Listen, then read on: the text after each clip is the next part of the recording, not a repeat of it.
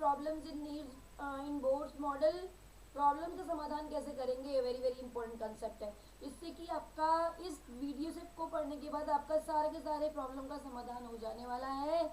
बच्चों को वीडियो पढ़ने के बाद कुछ प्रॉब्लम्स आई थी, उन्होंने बोला मैडम हम ये नहीं समझ पाए, हम ये नहीं समझ पाए। हालांकि ये वीडियोस अलग अलग बनाने का कंसेप्ट ये है बेटा कि आपको टॉपिक अच्छे से समझ में आ जाए। तो अभी आपने कंसेप्चुअली स्ट्रांग हो गए हो, आपने डेरिवेशन कर ली है, सब कुछ कर लिया है, तो एक ही वीडियो में सारी प्रॉब्लम्स की बात करते हैं। बहुत ही आसान होने वाला है। जैसे हमने बोला कि हम कैसे डील करेंगे इस चीज़ को पढ़ने वाले हैं, तो हमारे पास क्वेश्चन पूछे जाते हैं 4 तरीके के। एक तो रेडियस के ऊपर सवाल पूछा जाएगा, एक आपको वेलोसिटी के ऊपर सवाल पूछा जाता है, एनर्जी के ऊपर सवाल पूछे जाते हैं, एनर्जी के ऊपर पूछेंगे काइनेटिक एनर्जी का सवाल। ये काइनेटिक एनर्जी का सवाल यहीं पर ही नहीं बल्कि यहाँ से पढ़ के आपका हर एक सर्कुलर मोशन में, जब भी कोई भी ऑब्जेक्ट किसी सर्कुलर मोशन में घूमता है, चाहे वो यही इलेक्ट्रॉन की ही बात नहीं है, चाहे कोई स्टोन को आप घुमा दो किसी सर्कुलर बॉडी की चारों तरफ, या फिर आप किसी अर्थ को घुमा दो, कहीं पर भी सर्कुलर मोशन में अगर होता है तो काइनेटिक एनर्जी और पोटेंशियल एनर्जी के बीच में यही रिलेशन आता है जो यहाँ पर आएगा। ऐसे ही पोटेंशियल एनर्जी क्या होती है, मैकेनिकल एनर्जी क्या होती है, और आपसे एनर्जी पूछते हैं यहाँ पर, इनमें रिलेशनशिप पूछते हैं, energy in third orbit, energy in fourth orbit, lambda निकालो, है ना। इन सब चीज़ों के बारे में जानकारी इस वीडियो में आपको मिलने वाली है, और कैसे आपको डील करना है, ये सब करना है। कुछ चीज़ें तो बहुत बेटा बहुत ज़रूरी याद ही हो जानी चाहिए। जैसे कि आपने ये देखा कि हम क्या करते हैं, ये न्यूक्लियस होता है और न्यूक्लियस से दूर क्या होता है, रेडियस। हमें पता है कि डिस्टेंस क्या होती है, बढ़ती चली जाती है। हमें पहले का रेडियस मालूम है, हाइड्रोजन के एटम के लिए बात करते हैं, पहले का रेडियस मालूम है 0.529 एमस्ट्रॉन्ग्स होता है। दूसरे का अगर आप बात करोगे तो रेडियस बढ़ेगा, तो रेडियस कितना बढ़ेगा ये भी आपको पता होना चाहिए। क्योंकि कुछ चीज़ें ऐसी होती है ना, आप जैसे आप जे के पेपर के लिए जाओगे, छोटा मोटा पेपर तो है नहीं, ये तो आपको याद हो जाना चाहिए। तो 2.116 एमस्ट्रॉन्ग इसका रेडियस होता है। अगर आप निकालोगे तो तीसरे का अगर निकालोगे तो 4.76 एमस्ट्रॉन्ग आपको मिलेगा, इसका 8.464 एमस्ट्रॉन्ग मिलेगा, और 13.225 एमस्ट्रॉन्ग मिलेगा। बेटा कुछ इस तरीके की पिक्चर आपके दिमाग में सेट हो जानी चाहिए। ये हो गया आपका R1, ये हो गया R2, ये हो गया R3, हो गया R4, हो गया R5। ये यानी कि आपसे पूछेंगे कि आपसे पूछ सकते हैं क्वेश्चन में क्या करना है। अब अपने आप को सवाल दो, सवाल में यहाँ लिख नहीं रही हूँ क्योंकि क्वेश्चन कभी रिपीट नहीं होता है। क्या पूछेंगे आपसे, पहले रेडियस और दूसरे रेडियस में अंतर बताइए, डिस्टेंस कितना होगा पहले और पांचवे में, पहले और दूसरे में, पहले और तीसरे में, पहले और चौथे में, है ना। और रेडियस बढ़ रहा है तो किस तरीके से बढ़ रहा है आपसे पूछ लेंगे। क्वेश्चन क्या पूछ लेंगे आपसे, कन्वर्जन फैक्टर मालूम होना चाहिए, ज़रूरी नहीं है आर्मस्ट्रॉन्ग में। आपने फॉर्मूले को आर्मस्ट्रॉन्ग में याद करके रखा हुआ है, क्या था 0.529, क्या था एन स्क्वायर अपॉन जेड आर्मस्ट्रॉन्ग्स, ये आप याद करते हो किसी भी चीज़ के लिए। जेड अगर 1 पुट करते हो तो आपका ये बन जाता है हाइड्रोजन।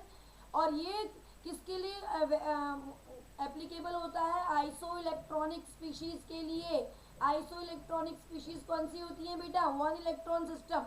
आइसो इलेक्ट्रॉनिक मतलब 1 इलेक्ट्रॉन वाली स्पीशीज के लिए, ध्यान रखेंगे। ये तो आपको पता ही है, पहले भी पढ़ चुके हो वीडियोस में, HEN He+N Li2+, और किसके लिए बेटा Be3+, इनके लिए ये फॉर्मूला एप्लीकेबल होगा। जैसे जैसे आपको पूछा हुआ है वैसे वैसे आप पुट कर देंगे, लेकिन ये पिक्चर आपको पता होनी चाहिए। बल्कि ऐसा होना चाहिए कि रेडियस और एनर्जी तो आपको याद ही हो जानी चाहिए 1 से लेके 5वें ऑर्बिट तक, है ना। ऐसे ही आपको एनर्जी का फॉर्मूला भी याद हो जाना चाहिए। एनर्जी के फॉर्मूले को अगर आप याद करते हो तो क्या होना चाहिए, ये रहा आपका न्यूक्लियस, दूर जाने पर एनर्जी बढ़ती रहती है। पहले शल में एनर्जी आती है -13.6 इलेक्ट्रॉन वोल्ट, दूसरे में कितनी आती है बेटा 3.4 इलेक्ट्रॉन वोल्ट, तीसरे में आती है 1.56 इलेक्ट्रॉन वोल्ट, और चौथे में 0.085 इलेक्ट्रॉन वोल्ट। 0.85 इलेक्ट्रॉन वोल्ट इधर आती है, 0.55 इलेक्ट्रॉन वोल्ट आप करके देख लेंगे, 0.37 इलेक्ट्रॉन वोल्ट। तो एनर्जी क्या हो रही है, जाते जाते बढ़ती चली जा रही है, जैसे जैसे हम दूर जा रहे हैं न्यूक्लियस से, माइनस माइनस माइनस। ठीक है बच्चों, तो ये एनर्जी की बात कर रहे हैं तो हमसे पूछेंगे कि एनर्जी पे n=1 ये है, n=2 ये है, n=3, n=4, n=5 और n=6। तो इस तरीके का कुछ डेटा तो हमें इतनी प्रैक्टिस कर लेनी है कि हमें याद ही होना चाहिए। एनर्जी का फॉर्मूला आपको मालूम है, -13.6 Z² upon n² electron volt पर एटम में हम लेते हैं। This is the most favourite formula. जिस भी यूनिट में कन्वर्जन करना है आप वीडियो में देख लेंगे। और आपसे ये पूछेंगे कि अगर आपको यहाँ पर अगर आपको रेडियस के बारे में सवाल करना है तो आपसे सवाल रेडियस के बारे में ये पूछेंगे कि दूर जाने पर तो चलो रेडियस बढ़ रहा है, लेकिन आपके हीलियम के रेडियस में, जैसे आपने बताया रेडियस का फॉर्मूला हमने देखा Rn equals to -0.529 n² upon Z angstroms होता है। तो हमसे पूछेंगे He प्लस में और Hk में क्या कंपैरिजन होगा, रेडियस बढ़ेगा कि नहीं बढ़ेगा। आपको कुछ करने की जरूरत नहीं है, कॉमन सेंस आपको अपना यूज करना है। आपको मालूम है H के लिए Z1 होगा, यानी कि आपने कुछ नहीं किया। और Rn अगर आप He के लिए निकालोगे तो क्या हो जाएगा आपका पहले शेल के लिए, अगर फर्स्ट शेल में पूछा हुआ अगर ये 1 रहेगा तो ये आपका 2 हो जाएगा, यानी कि डिवाइड हो जाएगा, यानी कि कम हो जाएगा।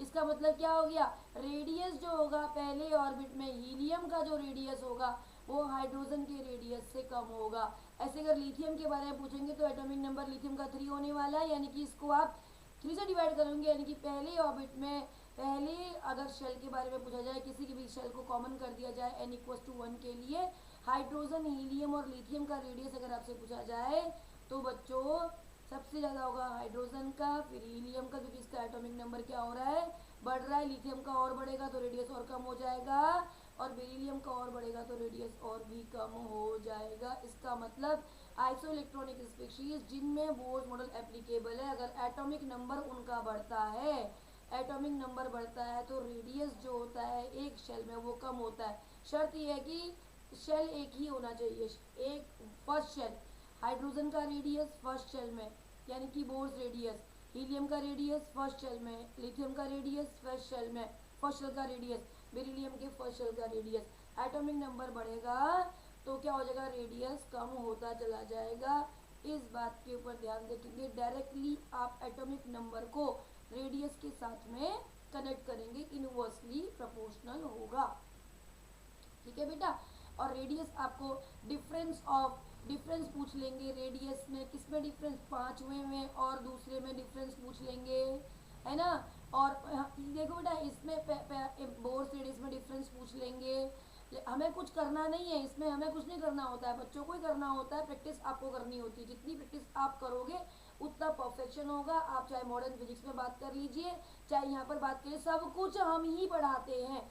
मॉडर्न फिजिक्स पूरा हम ही पढ़ाते हैं, मैं ही पढ़ाती हूँ। सारा का सारा यहाँ पर atomic structure, photo electric effect, एक मैटर वेव्स जो होती हैं वो आपको वहाँ पढ़नी पड़ती है, और रेडियो एक्टिविटी, तो वो चीज़ भी मैं आपको यहाँ पर एक्सप्लेन कर दूंगी। तो इसके साथ साथ आपका पूरा का पूरा मॉडर्न फिजिक्स भी यहाँ से कवर अप हो जाएगा। कुछ नहीं करना बेटा, बहुत कम पढ़ना है। और मतलब ये सोच लो 10%, 2000 आज से 5-6 साल पहले पेपर में मॉडर्न फिजिक्स से 10% आया था। 10% का मतलब समझते हो, 30 सवाल है तो कितने नंबर का, कितने नंबर का, अब आप देख लीजिए 30 सवाल है, कितने नंबर के आएंगे, 120 के अगर आते हैं तो आप उसको 10% निकाल लीजिए कितना इसमें से आया था।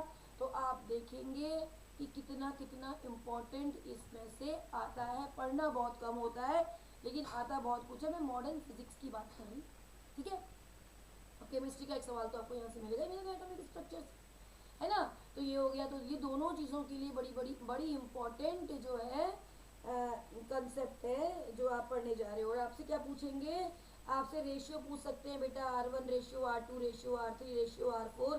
तो आप ध्यान रखेंगे कि इसका ratio N1 square ratio, N2 square ratio, N3 square और रेशियो N4 स्क्वायर होगा। अगर आप फॉर्मूले के अकॉर्डिंग चेक करेंगे तो आपको रिजल्ट यही मिलेगा। एंड दिस इज ये इक्वल आएगा 1:4 रेशियो 9 रेशियो 16 के। And this is applicable for all the isoelectronic species my dear students. ठीक है बेटा। तो आपसे रेडियस के बारे में ये पूछ सकते हैं, रेडियस ध्यान रखेंगे। आपसे पिकोमीटर के बारे में पूछ सकते हैं, कन्वर्जन फैक्टर आप याद रखेंगे। आपको मालूम है आर्मस्ट्रॉन्ग में आपने रेडियस का फॉर्मूला याद करा हुआ है, तो कन्वर्जन फैक्टर आप पक्का याद रख लेंगे बेटा। जैसे आपको मैंने बोल दिया 1 आर्मस्ट्रॉन्ग 10⁻⁻8 सेंटीमीटर होता है, 1 आर्मस्ट्रॉन्ग 10⁻10 मीटर्स होता है, 1 आर्मस्ट्रॉन्ग क्या होता है 10 नैनोमीटर्स होता है बच्चों, और 1 आर्मस्ट्रॉन्ग 100 पिकोमीटर्स होता है। अगर आपको आंसर आप चेक करेंगे कि आपको पिकोमीटर में दिया हुआ है, नैनोमीटर में दिया हुआ है या फिर मीटर में दिया हुआ, उसके अकॉर्डिंग आर्मस्ट्रॉन्ग में आप फॉर्मूला पुट करो और लास्ट में आप उसको पिकोमीटर में, नैनोमीटर में, मीटर में, सेंटीमीटर में किसी में भी कन्वर्ट करके आप आंसर को लिख सकते हो। ठीक है। रेडियस ऑफ फोर्थ ऑर्बिट आपसे पूछ लेंगे, radius of fourth orbit of BE3+, है ना। Radius of fifth orbit of BE3+, तो ये तो आसान है, आप आराम से कर लोगे। इस तरीके से BE3+, Li2+,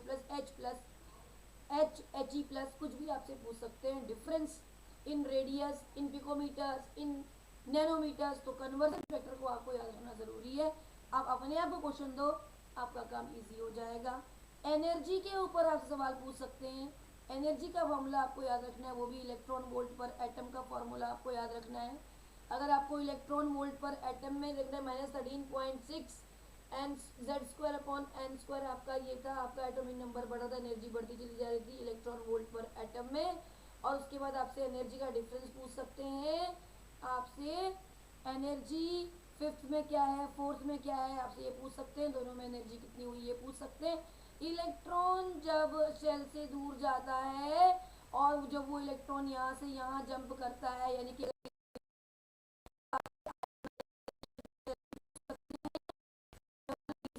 एनर्जी पूछेंगे तो मोल के लिए होता है, एन नंबर मल्टीप्लाई कर देंगे। जैसे इलेक्ट्रॉन यहाँ से यहाँ चला गया, जैसे आपका इलेक्ट्रॉन कहाँ से गया, n=1 से n=∞ पर गया। अगर आपसे आयोनाइजेशन एनर्जी पूछी हुई है, एनर्जी कंसेप्ट हम फिजिक्स में यूज करते हैं, तो हम डायरेक्ट इलेक्ट्रॉन वोल्ट पर एटम वाला -13.6 Z²/n² इलेक्ट्रॉन वोल्ट पर एटम लगाओगे। लेकिन अगर आपसे आयोनाइजेशन एंथैल्पी पूछी है, तो एंथैल्पी कंसेप्ट यूज होता है केमिस्ट्री में, और केमिस्ट्री में हम क्या यूज करते हैं, एक मोल कंसेप्ट के लिए यूज होता है।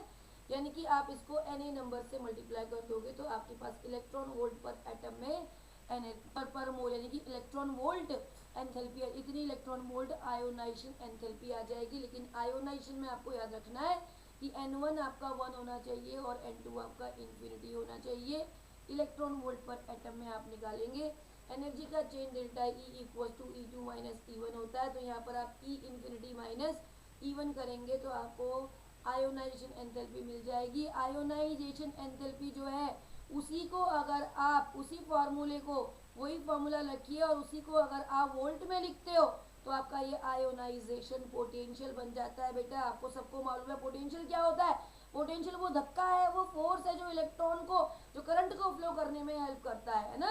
पोटेंशियल वो है पुश, जो करंट को आगे फ्लो करने के लिए पुश करता है। तो बिना पोटेंशियल डिफरेंस के आपका करंट फ्लो नहीं हो सकता। आपको मालूम है हर जगह पे आप बैटरी लगाते हो इतने वोल्ट की, है ना।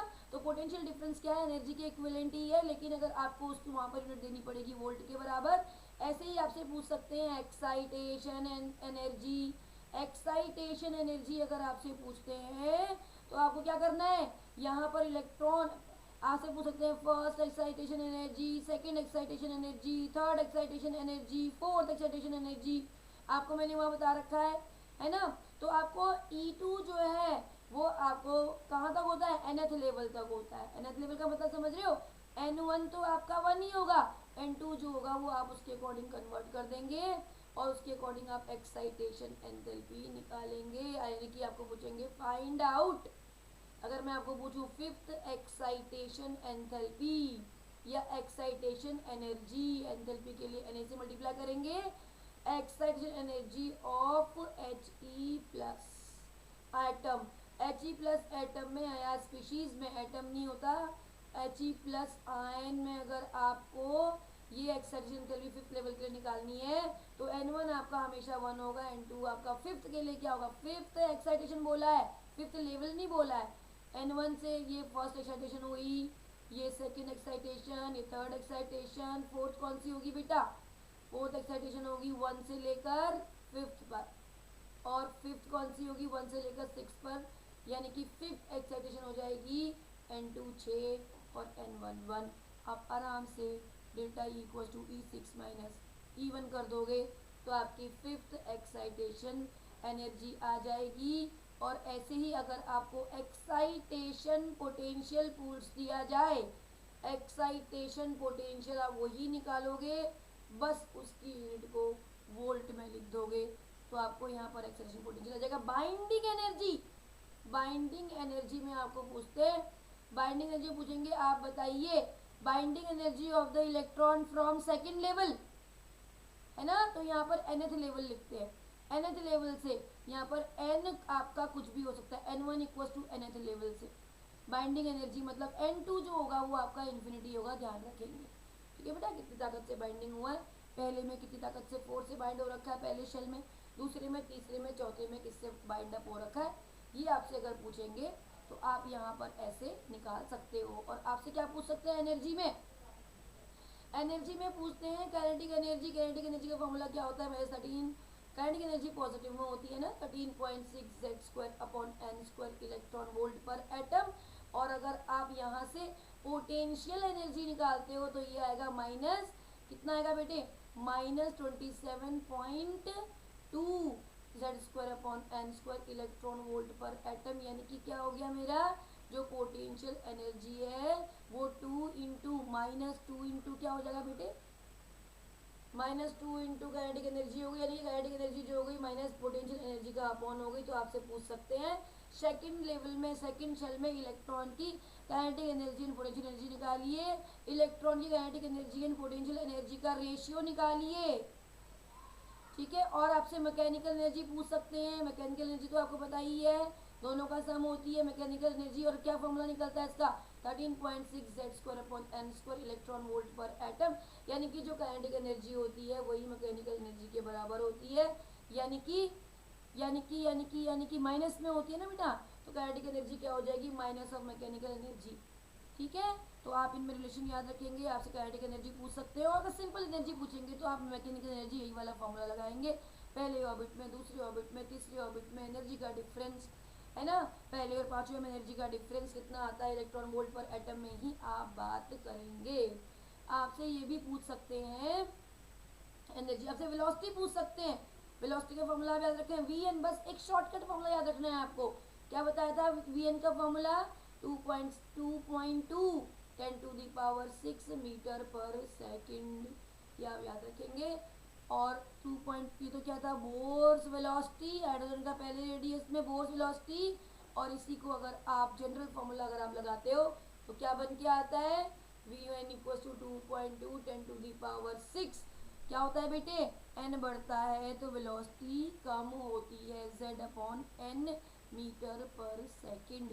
अगर आप ये करते हो तो आप यहाँ पर क्या करते हो, वेलोसिटी निकाल सकते हो, यानी कि वेलोसिटी क्या होगी, काइनेटिक एनर्जी की प्रोपोर्शनल होती है, ये तो आपको मालूम है, यानी कि काइनेटिक एनर्जी बढ़ेगी तो वेलोसिटी भी बढ़ेगी, यानी कि वेलोसिटी कम होगी तो काइनेटिक एनर्जी भी कम होगी। तो on moving away from the nucleus kinetic energy decreases because velocity decreases, और एट इन्फिनिटी पर जो एनर्जी होती है वो मैक्सिमम हो जाती है, दैट इज कॉल्ड जीरो।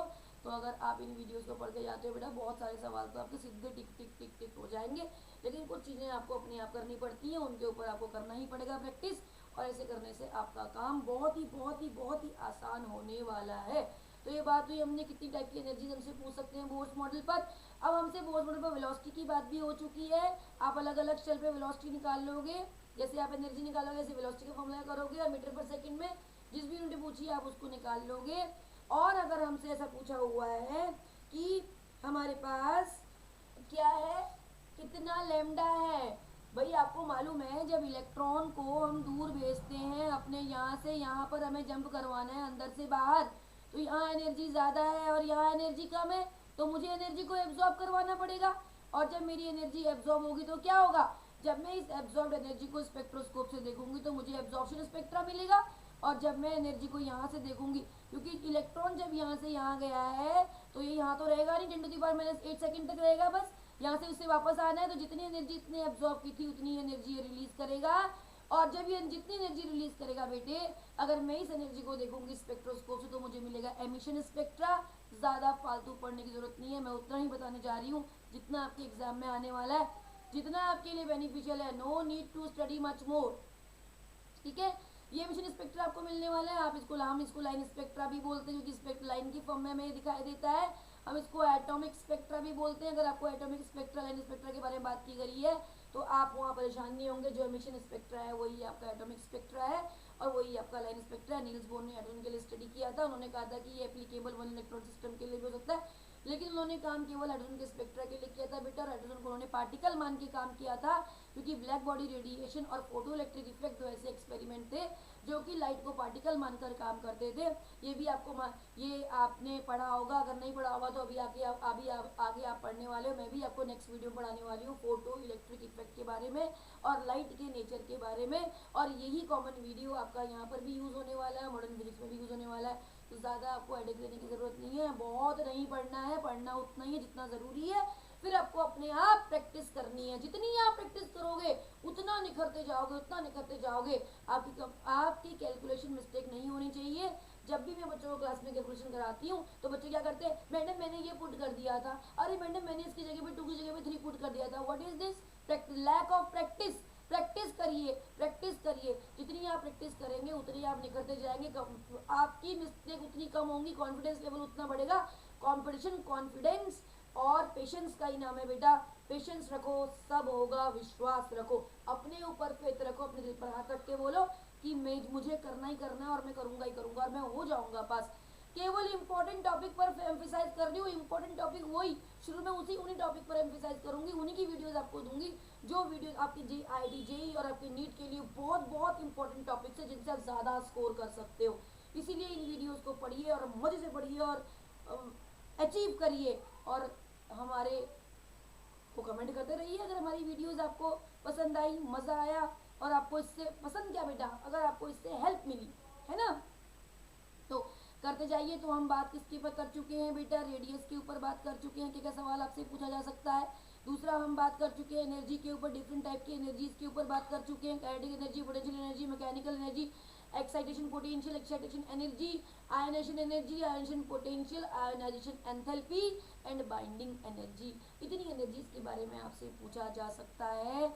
और एनर्जी के डिफरेंस के बारे में आपसे पूछा जा सकता है, कितनी एनर्जी एब्जॉर्ब करके इलेक्ट्रॉन गया, कितनी एनर्जी एमिट करके इलेक्ट्रॉन गया। इलेक्ट्रॉन को अगर आपने हीट दी, लाइट दी तो उसका मतलब वो एब्जॉर्ब करके गया, लेकिन वापस आपको लाइट की फॉर्म में ही मिलेगा, इलेक्ट्रोमैग्नेटिक स्पेक्ट्रा की फॉर्म में ही मिलेगा। ये वही इलेक्ट्रोमैग्नेटिक स्पेक्ट्रा है जो आप मॉडर्न फिजिक्स में मैक्सवेल की थ्योरी में पढ़ते हो, जो मैक्सवेल ने कहा था कि लाइट क्या है, एक वेव की तरह काम करती है, नॉन मैकेनिकल वेव है, जिसको प्रोपगेशन करने के लिए किसी भी क्या मीडियम, मटेरियल मीडियम की ज़रूरत नहीं होती है।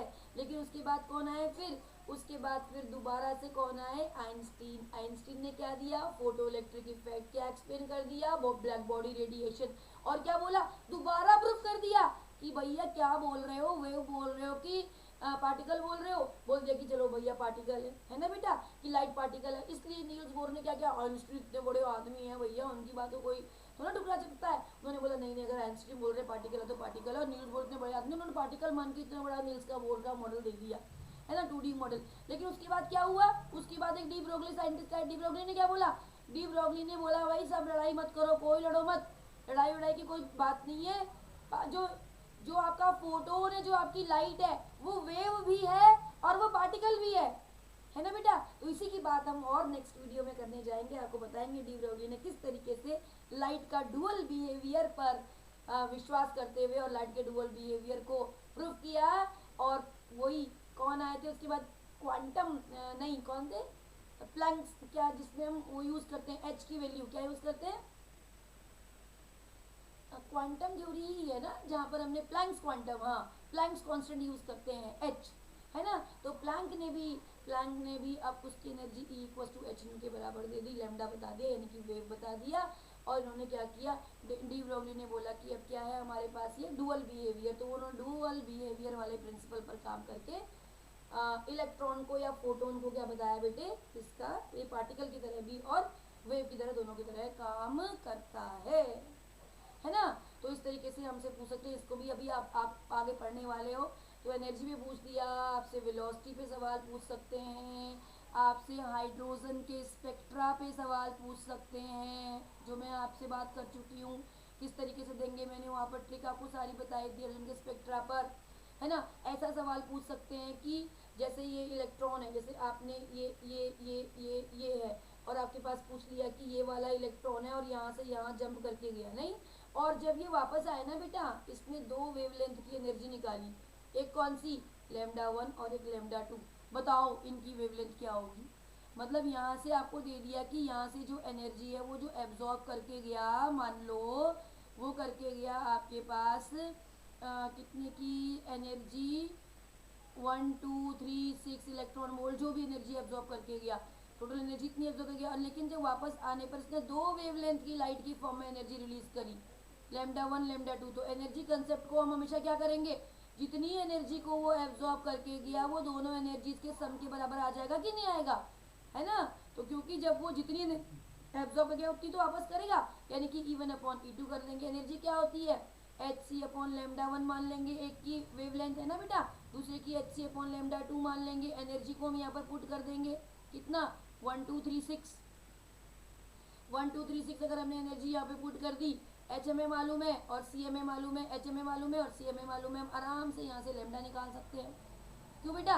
और H/C की वैल्यू को मल्टीप्लाई करके हम आराम से निकाल सकते हैं। या फिर अगर हमको ऐसा भी दिया हुआ हो सकता है कि इतनी लेमडा आपको दिया हुआ हो सकता है, मान के चलो इसको ही आपको बोल दिया कि इतने वेवलेंथ की, कितने 1 2 3 6 एंगस्ट्रॉम वेवलेंथ की लाइट को वो एब्जॉर्ब करके यहाँ से यहाँ पहुँचा, वापस करने में उसने दो वेवलेंथ की लाइट एमिट करी, है ना। कौन सी, लेमडा 1 और लेमडा 2। बताओ कितनी वेवलेंथ थी इन दोनों लाइट की। तो आप क्या करोगे, आपका काम और भी आसान हो जाएगा। क्या करोगे बेटा, आपको मालूम है टोटल एनर्जी डिफरेंस जो हो जाएगा वो आपके E1/E2 के बराबर हो जाएगा। आप इसको hc/λ लिख लो, जो ऊपर गई एनर्जी लेमडा आपको दे रखा है, इसको hc/λ1 लिख लो, इसको hc/λ2 लिख लो। इन और hc/λ अगर आप लिखते हो तो hc कॉमन ले लो, 1/λ1 प्लस 1/λ2 लिख लो बेटा, है ना। इससे ही आपका ये कट जाएगा 1 क्या 1 2 3 6। एक की लेमडा आपको दे देंगे, मान के चलो आपको दे दिया 9 1 2 एंगस्ट्रॉम से इसकी लेमडा, तो दूसरे की लेमडा बताओ, है ना। 1/9 1 2 कर दोगे आप, लेमडा 2 यहाँ से फाइंड आउट कर दोगे। तो आपसे ऐसे भी पूछ सकते हैं, आपसे 3 भी करके पूछ सकते हैं, 2 की लेमडा दे देंगे, तीसरे की निकालो, ऐसे भी आपको सवाल पूछ सकते हैं। तो इन सवालों पर भी आपको एम्फेसाइज करना है, ठीक है बेटा। तो ज़रा आप इन सवालों पर भी एम्फेसाइज करिए। और क्या क्या पूछ सकते हैं, देखिए आपसे क्या क्या पूछा हुआ है। देखो बेटा 2011 में JEE ट्रिपल में क्या सवाल पूछा हुआ है, a gas absorbs photon of 355 nanometre. देखिए, है ना, एक गैस है जो 355 नैनोमीटर की फोटोन को एब्जॉर्ब करती है and emits at 2 wavelength, 2 wavelength को एमिट करती है, और one of the emission at, एक एमिशन का जो वेवलेंथ है वो लेमडा 1 मान लीजिए कितना है 680। तो दूसरे का क्या होगा, इन्होंने ये दिया हुआ है, सेम वही है जो मैंने आपको बताया। देखिए 2011 में जेई में पूछा हुआ है ना। तो आप ये करिए, कोई भी गैस है वो यहाँ से यहाँ जंप करके चली गई, उसका इलेक्ट्रॉन यहाँ से यहाँ जंप करके गया, कितना एब्जॉर्ब करके 355 नैनोमीटर की है ना वेवलेंथ। और एनर्जी का डिफरेंस, टोटल एनर्जी कितनी हुई, ई मान लो, ई टोटल वापस आई, पहले उसने एक वेवलेंथ निकाला E1 का, फिर दूसरा निकाला कितने का, E2 का। तो E1 क्या हो जाएगा बेटे, ET क्या हो जाएगा, ग्रीन पेन से कर देती हूँ, ET हो जाएगा आपका क्या, E1 प्लस E2, है ना बेटा। तो क्या हो जाएगा, E इक्वस टू क्या होता है एच न्यू, और एच न्यू क्या होता है C/λ, क्योंकि हमें लेमडा निकालना है। तो क्या करेंगे hc/λ इक्वस टू 1/hc/λ1 है ना, और hc/λ2, ये तो सारे भाग जाएंगे। लेमडा की वैल्यू यहाँ से पुट कर लेंगे, 1 कितना दिया 355 नैनोमीटर में है, 1 कितना दिया हुआ है 680 प्लस 1/λ2 करेंगे, तो यहाँ से आपका जो भी आएगा नैनोमीटर में वो आपका लेमडा आ जाएगा। तो आप चेक करेंगे क्या आंसर आना चाहिए, इसका आंसर आना चाहिए बेटा 743। अगर आप कैलकुलेट करोगे तो इतने नैनोमीटर आपको आंसर मिलेगा, है ना। तो 2011 में आपको ये सवाल पूछ लिया, ठीक है। अब देखिए, a frequency of light emitted for the transition n equals to 4 to n equals to 2, यानी कि इसका मतलब क्या है कि एक इलेक्ट्रॉन है जो n इक्वल्स टू 4 से n इक्वल्स टू 2 में जब जंप करता है तो कोई लाइट एमिट करता है जिसकी फ्रीक्वेंसी कुछ ना कुछ होती है ना। हमें नहीं मालूम कितनी फ्रीक्वेंसी होती है, उसकी फ्रीक्वेंसी इन्होंने नहीं दी है। चलिए फ्रीक्वेंसी हम किसे नोट करते हैं, न्यू से नोट करते हैं। तो जब वो 4 से लेके 2 पे वापस आता है एमिशन स्पेक्ट्रा, तो कोई लाइट एमिट करता है, जिस लाइट की फ्रीक्वेंसी क्या है, कुछ भी हो सकती है, किसके लिए करता है वो, He2+ के लिए। जैसे He2+ ध्यान में आए तो कान खड़े हो जाने चाहिए तुम्हारे, Z=2 अप्लाई होने वाला है, एटॉमिक नंबर का रोल आ जाने वाला है ना, equal to transition of hydrogen atom. तो अब ये कह रहे हैं कि जब हीलियम के पार्टिकल में इलेक्ट्रॉन फोर्थ से लेके सेकंड में जंप करता है तो कोई लाइट एमिट करता है जिसकी फ्रीक्वेंसी हमें नहीं मालूम। ठीक, अब ये कह रहे हैं कि लेकिन जितनी एनर्जी मतलब लाइट एमिट करता है उसकी फ्रीक्वेंसी उतनी ही इक्वलेंट जो एनर्जी है वो किस हाइड्रोजन के किस ट्रांजिशन के बराबर होगी। उन चारों में से आंसर दे रखे हैं। बच्चे क्या करते हैं, सबसे पहले क्या करते हैं, पहले n=3 पुट करते हैं, फिर 1 पुट करते हैं, फिर 3 करते हैं, फिर 2 करते हैं, फिर 4 करते हैं। तरीका गलत नहीं है लेकिन टाइम कंज्यूमिंग है, और कंपटीशन में तो आपको मालूम है वहाँ क्लासरूम में बैठने में टाइम कितना ज़रूरी होता है। तो हम क्या करते हैं, हम कंसेप्ट लगाते हैं, हम हाइड्रोजन हीलियम के इसके लिए के क्वेश्चन बनाते हैं। हमें मालूम है हम लैम्डा को क्या कर सकते हैं, फ्रीक्वेंसी को कनेक्ट कैसे कर सकते हैं, E= क्या होता है हमारे पास, hν होता है, और hν n1 n2 से अगर हमने एनर्जी का जो फॉर्मूला निकाला था वो क्या निकाला था बेटे, जो हम क्या निकालते हैं, ट्रांजिशन, हमें फ्रीक्वेंसी निकालनी है, E= हमारे पास hν होता है, दूसरा पेन यूज करते हैं है ना। E का फॉर्मूला जो हमारे पास निकलता है वो हम क्या निकालते हैं, R×Z² 1/n1² - 1/n2²। अगर आपको याद हो तो आप इसको He+ के लिए निकाल दीजिए। He+ के लिए Z की वैल्यू आप क्या पुट करोगे, 2 पुट करोगे तो ये 4 हो जाएगा। R को R ही रहने दो है ना, तो ये R को R रहने दो, ये 4 हो जाएगा। इसकी जगह पे कहाँ पे पुट कर रहे हैं, n1 कहाँ से आ रहा है, n2 पर। Frequency of light emitted from transition n=4 से n=2 पर, तो ये हो गया n=2 पर आ रहा है, n=4 से नहीं बेटा एमिशन हो रहा है। तो अब आप यहाँ से निकाल सकते हो, ये आपके पास 4 आ गया, R की टर्म में ही यहाँ से निकाल लो। इसको इक्विवेलेंट कर देते हैं हाइड्रोजन के, हाइड्रोजन के किसके लिए होगा ये हमें नहीं मालूम, तो हम कर देते हैं R×Z मेरा 1 ही रहेगा तो कोई ज़रूरत नहीं है, 1/n1² - 1/n2² कर देती हूँ। इस R से मेरा ये भाग जाएगा नहीं बेटा, 4 ये हो जाएगा, और अगर मैं इसको अंदर लूँगी तो क्या हो जाएगा 4 को, तो ये 1/4/4 यानी कि ये पूरा मेरा 1 हो जाएगा। इसको अंदर लूँगी तो क्या 4×4 = 16, 4×1/4 हो जाएगा, ये 1/n1² - 1/n2²। और जब इसको सॉल्व करूँगी तो मेरा n1 क्या आने वाला है, n1 मेरा 1 आने वाला है और n2 मेरा 2 आने वाला है। तो इसका आंसर क्या होगा बेटे, 2 से लेके 1 पे ड्रॉप करेगा तो आपका इक्विवेलेंट टू उसके बराबर एमिट करेगा, एनर्जी के बराबर है ना बेटा।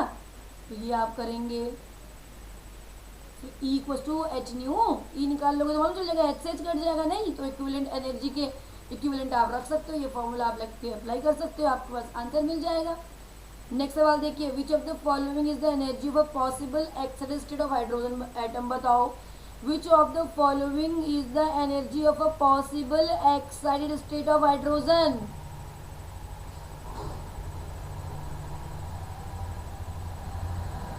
Possible excited state of hydrogen, पहले इस क्वेश्चन को समझिए बेटा, इसका मतलब क्या है, क्या बोला हुआ है इन्होंने, ये कब पूछा था, ये जेई 2015 में सवाल पूछा हुआ है बेटा। विच of the following is the energy of the possible excited state of hydrogen.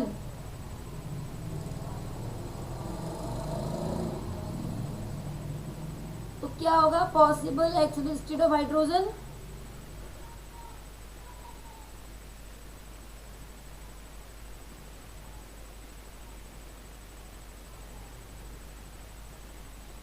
तो बेटा एक्साइटेड स्टेट पॉसिबल बोल रहे हैं हाइड्रोजन की, तो हाइड्रोजन का ही स्ट्रक्चर बनाओ, ये न्यूक्लियस हुआ, ये इलेक्ट्रॉन है, ये 2 इलेक्ट्रॉन है ना, ये बहुत सारे शेल्स हैं, बहुत सारे शेल्स हैं, बहुत सारे शेल्स हैं, बहुत सारे शेल्स हैं, लेकिन इलेक्ट्रॉन यहीं पर रहता है, यहाँ पर एनर्जी क्वांटाइज नहीं होती है। तो मैक्सिमम पॉसिबिलिटी यानी कि क्राउड जो इलेक्ट्रॉन में हमें मिला, हालांकि एक ही है हाइड्रोजन में, तो क्राउड जो इलेक्ट्रॉन का मिलेगा वो हमें यहीं पर मिलेगा n=1 तक। तो मैक्सिमम जो पॉसिबिलिटी हो सकती है मिनिमम एनर्जी गेन करके, वो मैक्सिमम पॉसिबिलिटी E से लेके 2 तक हो सकती है ना बेटा। तो आंसर कितना रहेगा, यहाँ पर एनर्जी कितनी होती है, -13.6 इलेक्ट्रॉन वोल्ट की होती है। यहाँ पर कितनी होती है, -3.4 इलेक्ट्रॉन वोल्ट की होती है। तो पॉसिबल स्टेडी स्टेट कहाँ पर जाएगा, -3.4 पर। उसका आंसर सी आना चाहिए, नहीं। बस अभी देखो मोस्ट क्राउडेड स्टेट में देखो एक ही तो इलेक्ट्रॉन होता है, तो क्राउडेड स्पेस तो ये हो गया। तो मैक्सिमम मिनिमम एनर्जी में मतलब सबसे ज़्यादा मिनिमम एनर्जी पॉसिबिलिटी तो मिनिमम एनर्जी वाली होगी, तो मिनिमम एनर्जी एब्जॉर्ब करके दूसरे पे ही जा सकता है, तो दूसरे पे एनर्जी इतनी होती है। तो इसका आंसर इतना पॉसिबल है। देखिए कितना सीधा सिंपल सवाल पूछ लेते हैं। और ये देखिए the ground state energy of hydrogen की इतनी आपको मालूम है होती है। The energy second state state of He+ पूछा हुआ है, He+ है ना बच्चे, फट से He+ हाइड्रोजन He+ का ध्यान न देते हुए एक बच्चा ये भी करके आया था, He+। मैडम पहले में तो इतना होता है, याद ही होता, दूसरे में 3.4 होगा, मैंने कर दिया। उसको ये ध्यान नहीं है कि यहाँ पर He+ पूछा हुआ था, Z=2 आपको मेंशन करना होगा। क्या होगा एनर्जी, 13.6 Z² है ना बेटा, इलेक्ट्रॉन वोल्ट पर एटम। तो आप यहाँ पर -13.6 Z2 पुट करोगे तो आपको आंसर मालूम चल जाएगा, तभी होगा। ग्राउंड स्टेट पूछा हुआ है यानी कि n=1 होगा, तो आपको यहाँ पर जो भी आंसर मिलेगा आप उसको पुट करोगे, that will be your answer, है ना बेटा। देखिए कितना सिंपल चीज़ें हैं, सारे इसके ऊपर ही बेस पूछी हुई हैं आपसे। 2019 में क्या पूछा हुआ है देखो, फॉर एनी, ये अच्छा सवाल है। For any given series of, this is a very good question. 2-3 concept को मिलकर सवाल देखो पूछा हुआ है, बहुत शानदार सवाल है। For any given series of spectral lines of atomic spectrum lambda nu bar मतलब वेव नंबर में जो चेंज आया, मैक्सिमम वेव नंबर इन मैक्सिमम है ना, मैक्सिमम एनर्जी का। अब देखो ना बेटा एनर्जी को मैंने कैसे रिलेट किया है, इन्होंने पूछा है new bar maximum and minimum का डिफरेंस, ठीक है। और न्यू बार किसके लिए पूछा है, लाइमन के लिए और बाल्मर के लिए। हमें क्या करना है, न्यू बार में जो चेंज आया मतलब वेव नंबर में जो चेंज आया वो लाइमन के लिए भी निकालना है और बाल्मर के लिए भी निकालना है, लेकिन किसके लिए निकालना है, मैक्सिमम और मिनिमम। बच्चा पहले यहीं पे कंफ्यूज हो जाता है कि पूछा क्या है, फ्रीक्वेंसी पूछे कि वेव नंबर। सबसे पहले तो ध्यान रखो कि न्यू बार जो होता है वो वेव नंबर होता है, सब बच्चों को मालूम है। न्यू बार नहीं मालूम है तो ध्यान रखिए वेव नंबर होता है, और वेव नंबर किसके बराबर होता है, 1/λ के बराबर होता है। और E= क्या होता है, h न्यू होता है ना। और E= क्या होता है, hc/λ होता है। बेटा मैं इसको ऐसे लिख सकती हूँ ना, h×c/1/λ, और 1/λ क्या हो गया, न्यू बार। अब सबसे पहले आप कंसेप्चुअली स्ट्रॉन्ग बनो, तभी आपका हो सकता है न्यू बार। इसका मतलब क्या हो गया, energy is directly proportional to किसके बच्चों, वेव नंबर के, है ना बेटा। तो अब क्या करेंगे, जब हमारा इलेक्ट्रॉन, मान के चलो मैंने लाइमन सीरीज के लिए बात करनी है, लाइमन सीरीज में सब बच्चों को मालूम है कि n1=1 होता है ना बेटा। तो n1=1 होता है, n2 3 4 5 कुछ भी होता है, कम होती चली जाती है एनर्जी गैप, तो n=∞ हो गया।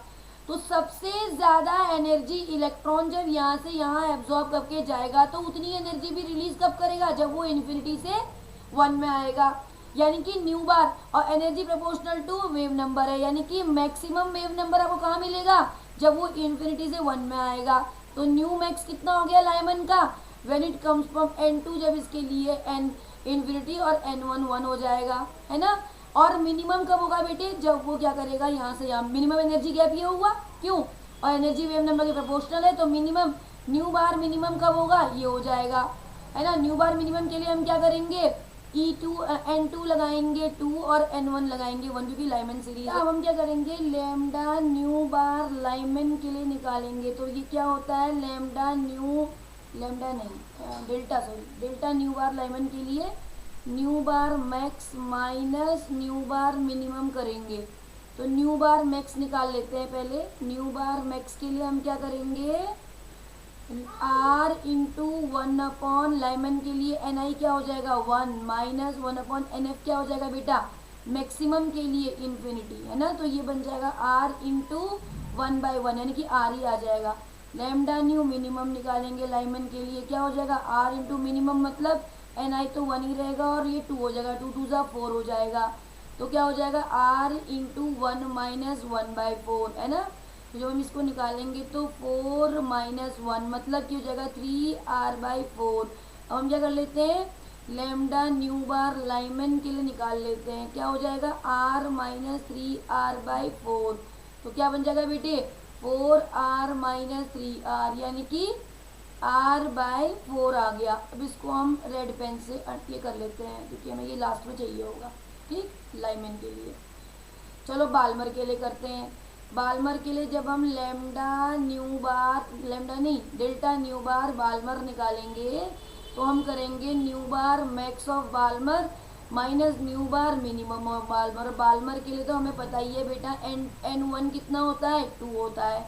और मैक्सिमम के लिए क्या होता है, क्योंकि ये एनर्जी के प्रोपोर्शनल है तो मैक्सिमम के लिए r इंटू ये कर देंगे लैम्डा न्यू मैक्सिमम कर देते हैं r इंटू 1/2 का स्क्वायर। ni तो 2 रहेगा और मैक्सिमम इन्फिनिटी से आएगा, है ना, तो r इंटू 1/4 यानी कि आ गया r/4। चलो अब लैम्डा m मिनिमम निकालना है। मिनिमम के लिए क्या करेंगे बेटा, r इंटू 1/2 का स्क्वायर, तो मिनिमम मतलब 3 से ड्रॉप होगा तो क्या हो जाएगा 9। r इंटू 1/4 माइनस 1/9 आ गया। जब इसको सॉल्व करेंगे तो क्या मिलेगा 36 यानी कि 9/4 यानी कि ये मुझे मिला 5r/36। अभी मेरा मिनिमम और मैक्सिमम आया है।